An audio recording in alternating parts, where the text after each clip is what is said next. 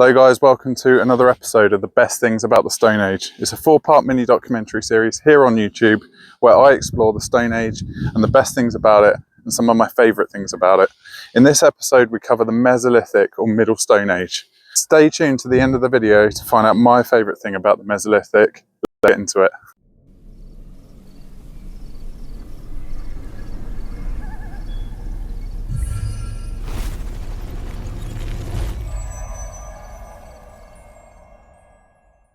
So the Mesolithic essentially refers to the intermediary period between the Old Stone Age or Paleolithic and the New Stone Age, the Neolithic. It's a relatively short period of time compared to the Paleolithic. As I said to you before in a previous episode, if you were to draw a line from the start of mankind all the way to present day, the Paleolithic would take up around 98% of that line. So the Mesolithic covers around 10,000 years or so before start of the Neolithic, and it's important to note that some parts of the world, some areas of the world entered the Mesolithic at different stages, different time periods. So we kind of gradually evolved and transformed into this newer technology and way of living bit by bit, area by area, and it was based on geography and people's understanding and adaptation of things, and also word of mouth and passing things on from generation to generation. So I covered in the Paleolithic episode the Pleistocene epoch, which is essentially a time period around the time of the last ice age, and at the end of that ice age, that's when the Mesolithic started to come to fruition and started to take hold on the planet. Along with this came a rising surge of global warming. Ice caps were melting, the ice age was over, and we were thrust into this new landscape, much more familiar to us today, like woodlands, forests would have covered the earth on a large scale. And with this and hunting meant a lot of megafauna were all but wiped out or started to die out at this point. This meant that an awful lot of the fauna and animal creatures that we would have seen or got used to would have resembled a lot more closely to some of the animals that we have today, such as deer, ibex, goat, wild boar, that kind of thing, and small game creatures that would have thrived in the warmer climate. The Mesolithic started around the end of the last ice age, some 10 to 12,000 years ago. So Asia would have entered the Mesolithic around 20,000 years ago, whereas for Europe it was a lot later, something more like 13, 15,000 years ago. And again, this is just down to sort of migration of people, passing knowledge down from generation to generation. So what's the first important thing to note about the Mesolithic? Well, we were soon to become the last of the species, the only species on this planet. So the death of the Neanderthals and other hominid species before that would have come to fruition around the time of the Mesolithic. By the start of the Mesolithic, there was only really Homo sapiens about, our own species. And with this came the advancement of new technologies, new ways of thinking, new ways of learning and passing stuff down, new skills shared over time, and a new way of living. New technologies like stone tools were being more and more used and more finely tuned as we got better and better at working them. Finely tuned finesse tools that gave a precise meaning and function behind them. We were starting to half tools, starting to work smaller and smaller blades that required handles for the very first time. We were gluing stuff into stuff. We were shaping smaller tools for precision, fine purposes. These really delicate and small flakes and small blades were carved out of a single piece of chert or flint. They were known as microliths, some only a few millimeters in length. They were much more delicate, much more fine-tuned, and meant that we were able to process things a lot more finely, like meat, hides, materials, scrapers, flakes, sharp little microlithic blades that we find archaeological record. Around the middle of the Mesolithic, we were even starting to see blade core technology, which refers to flint working out of a single blade core stone that's kind of diamond shaped. It's something that I want to work on myself as a flint knapper, something that I've never really done. And it gave rise to things like indirect percussion, where you use 3 separate pieces to flake off your material rather than just 2. So direct percussion refers to hitting one piece of flint with a stone or antler, and indirect percussion would be where you actually have a piece of wood or a piece of antler almost as a chisel, and then you hit that with the stone or antler, and then that hits the stone. So there's three components all in one, and it gives you the ability to kind of shave off really fine-tuned blades off a single core stone, as seen here. These much thinner, much smaller, fine flakes meant that we were, for the first time, able to produce much finer woodworking, much finer hide processing, and do things with a lot more delicate sort of precision and be a lot more accurate when working with our tools. Far smaller than the massive hand axes we would have created in the Paleolithic.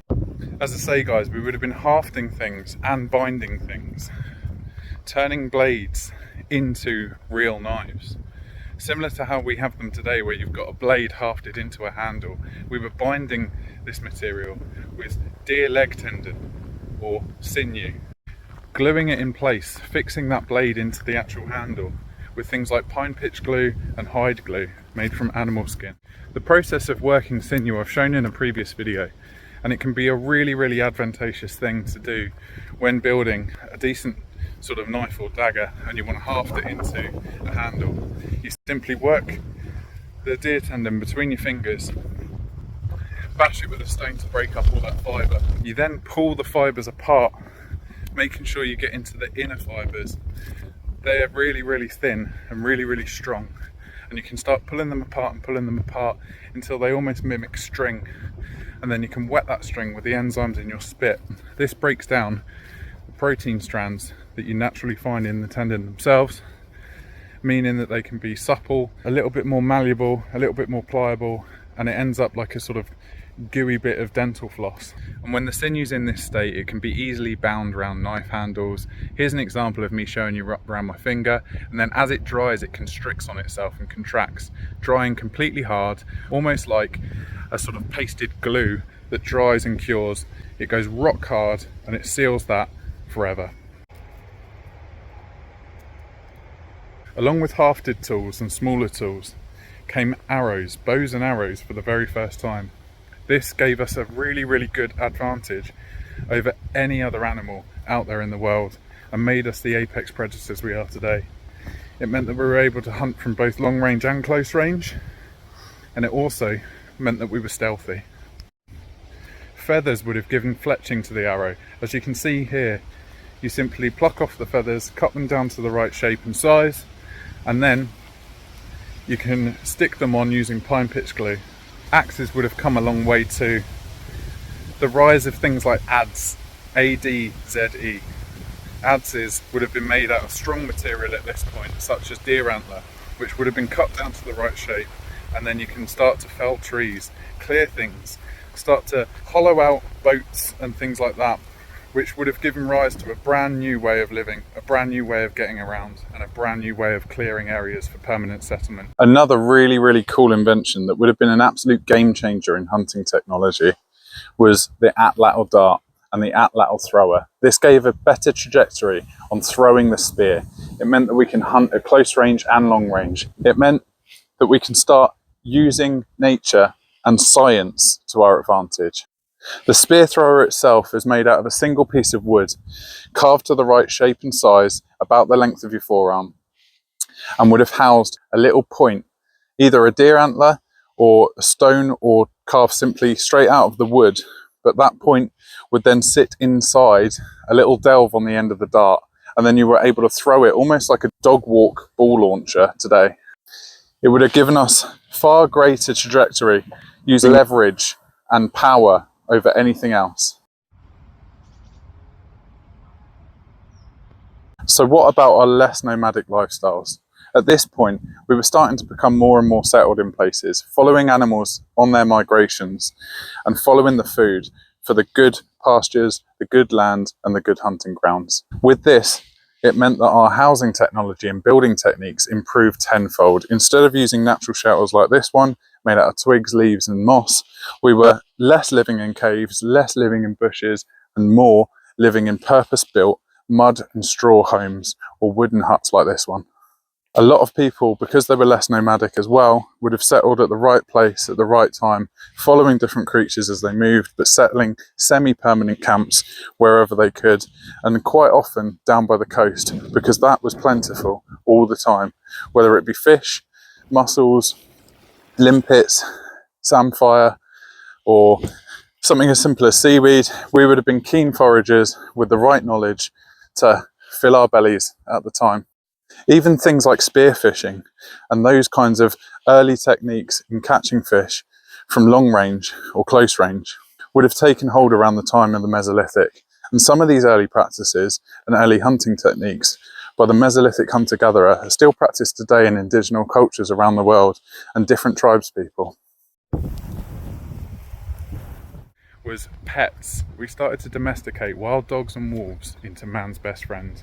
This would have been advantageous for things like a symbiotic relationship, whereby not only for security and safety and pack numbers, that kind of thing, but also a general kind of mutual benefit between man and dog, meaning that we got the safety and security and they got food easier.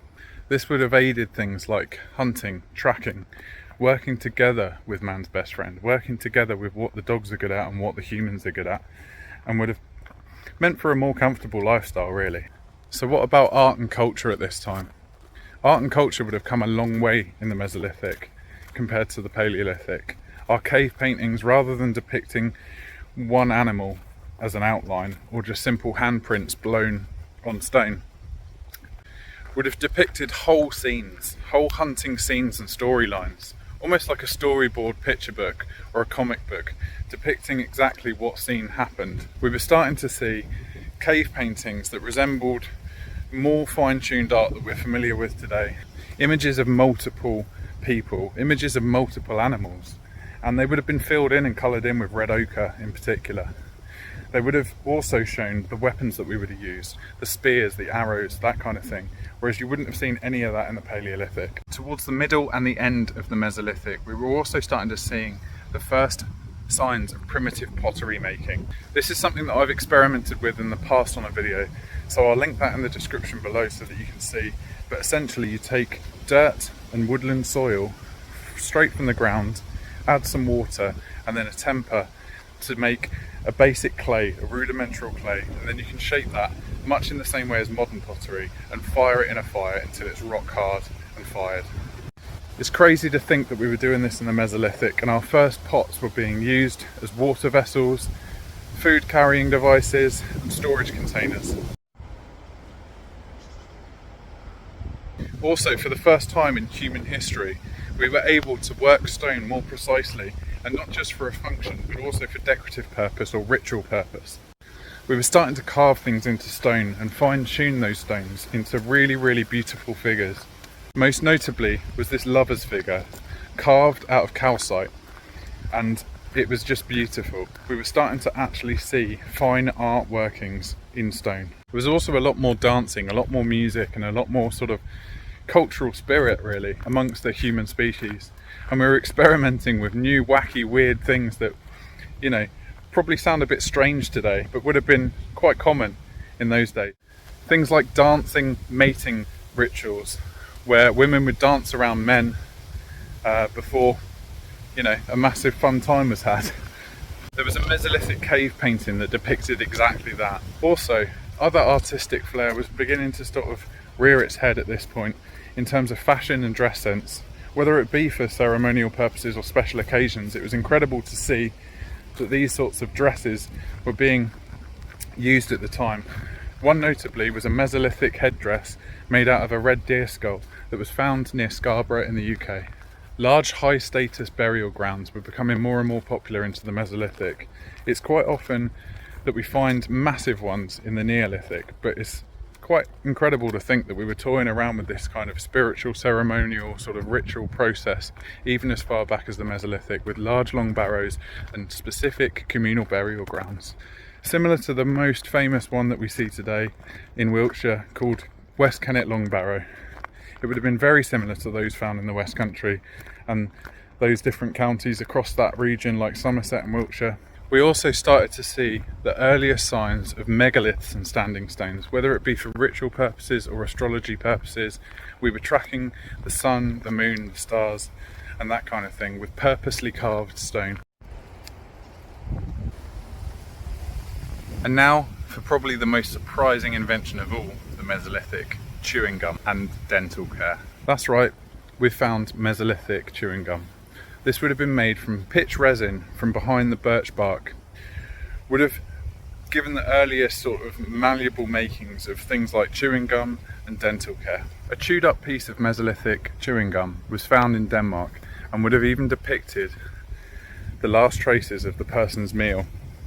It would have been duck meat and hazelnuts. Things like willow branch, like what's above me here, would have been used as a rudimentary toothbrush, chewed up, and the fine fibres would have cleaned someone's teeth. Even lichens like usnea or old man's beard, which is known for its antimicrobial properties, would have been brewed into a tea and then swigged around and used as mouthwash. So what is my favourite thing about the Mesolithic period?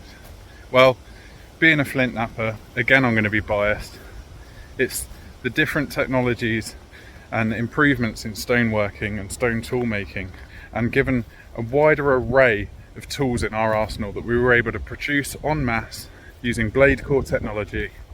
Here are some of the creations that I've made along my flint knapping journey, from knives to axes to arrows. It's all great stuff, and all of that we have the Mesolithic to thank for.